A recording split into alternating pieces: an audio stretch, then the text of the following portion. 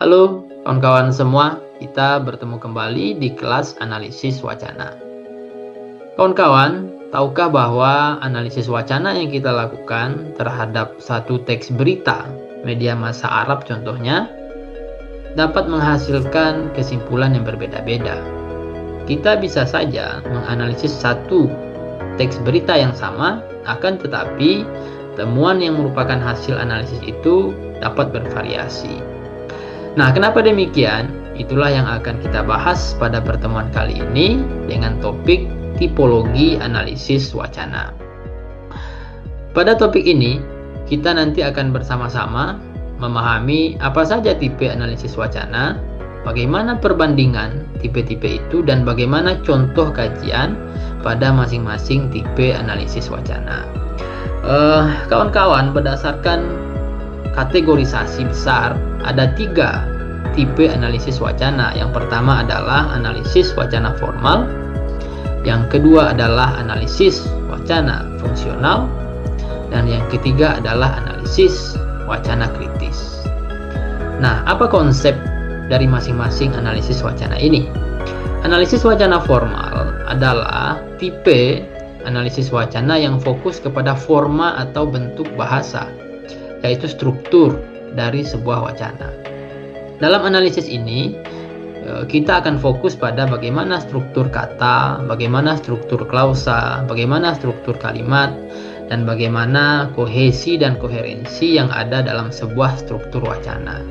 Nah, kita dapat menganalisis wacana dari perspektif analisis wacana formal. Ya, kita melihat bagaimana konstruksi narasi dalam sebuah wacana. Nah, analisis wacana fungsional itu fokus kepada bagaimana penggunaan wacana oleh produsennya atau orang yang mereproduksi wacana itu. Jadi, bagaimana sebuah wacana difungsikan sehingga dia bisa dimaknai di tengah masyarakat.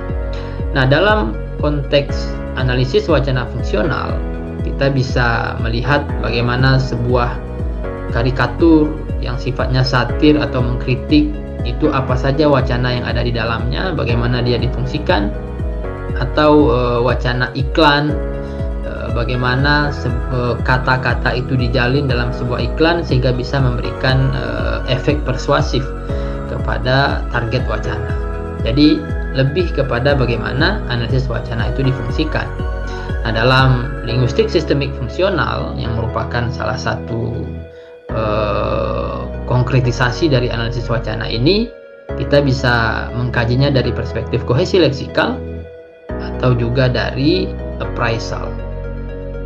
Nah, dalam analisis wacana kritis, yang menjadi fokus kita adalah dominasi dan ideologi yang terkandung dalam sebuah wacana.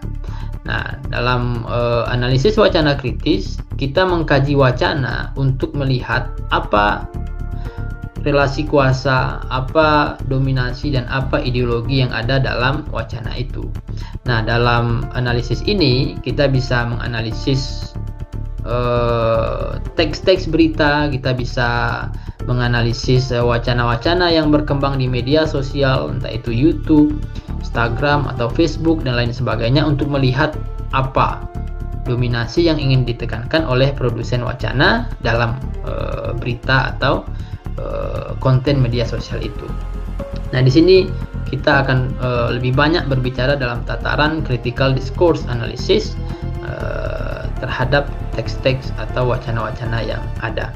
Nah, itulah kawan-kawan 3 tipe analisis wacana. Mari kita diskusikan lebih dalam di kelas perkuliahan kita.